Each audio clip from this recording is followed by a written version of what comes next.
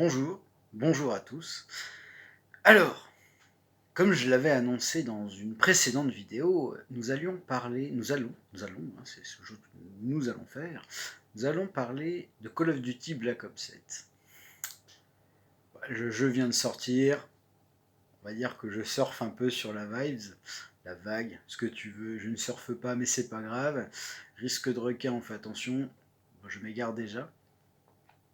Donc voilà, amis, apprentis militaires de battlefielderie ou de militaires scandant le cri et autres joyeusetés, voilà.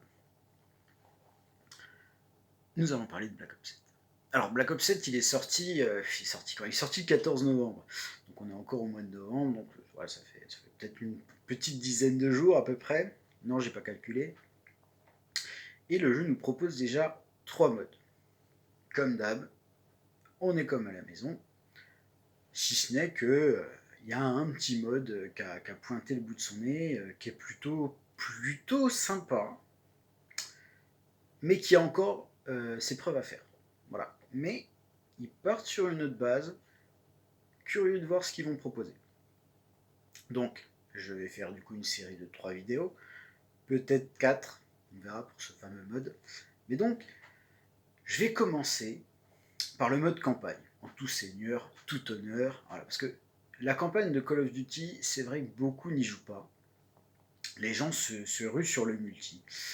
Euh, mais si on parle encore de Call of Duty aujourd'hui, c'est pas uniquement le multi, c'est que les campagnes à l'époque ont placé la barre suffisamment haute pour qu'encore aujourd'hui on se dise oh, un nouveau Call of, ouais, c'est comme d'hab. Mais quand même, avant c'était génial, genre MW2 à l'époque.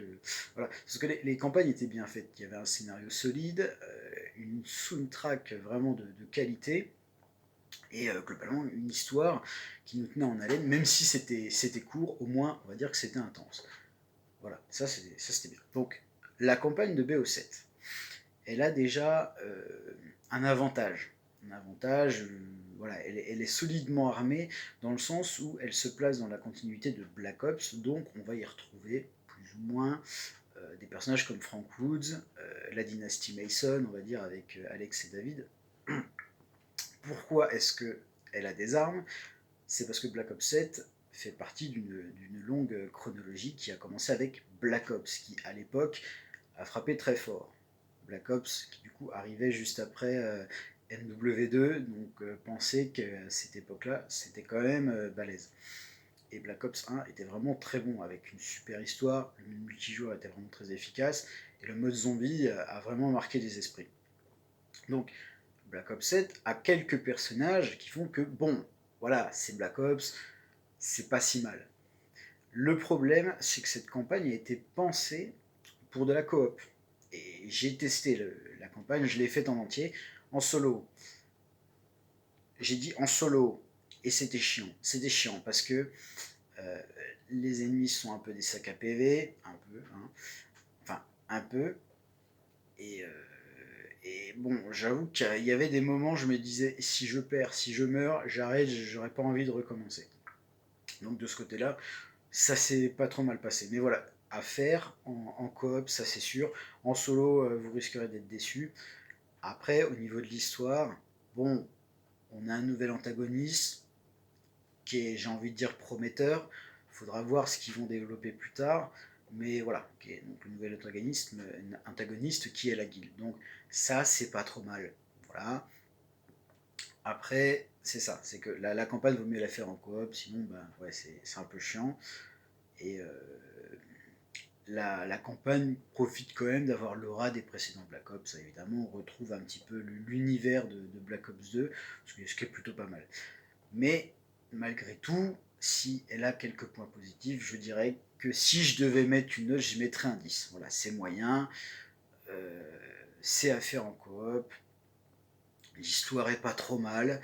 Il y a une mission que j'ai beaucoup aimée, je vais pas spoil, hein, si certains ont envie de découvrir la campagne, voilà, il y a au moins une mission que j'ai vraiment adorée.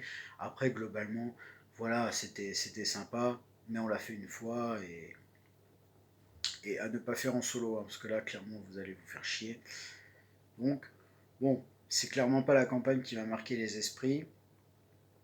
je pense qu'il faut quand même pas oublier de faire une bonne campagne parce que les campagnes dans Call of, même si je l'ai dit, beaucoup n'y jouent pas, ça a largement contribué au succès de la franchise, hein, ne serait-ce que la fameuse opération Pas de Russe dans MW2, qui était quand même assez osée. Et encore, hein, y a cette mission, mais il y a d'autres missions qui étaient vraiment très marquantes. Donc voilà, médiocre, mais pas désagréable, et à faire en coop. Voilà, c'était le premier point. Évidemment, pour les prochains jeux Call of Duty, va falloir faire beaucoup mieux, parce que faut pas oublier le mode solo, c'est très important. Voilà pour la campagne. On se revoit pour une vidéo suivante pour parler du multijoueur, pour parler du mode zombie et pour le petit mode bonus qui va venir juste après.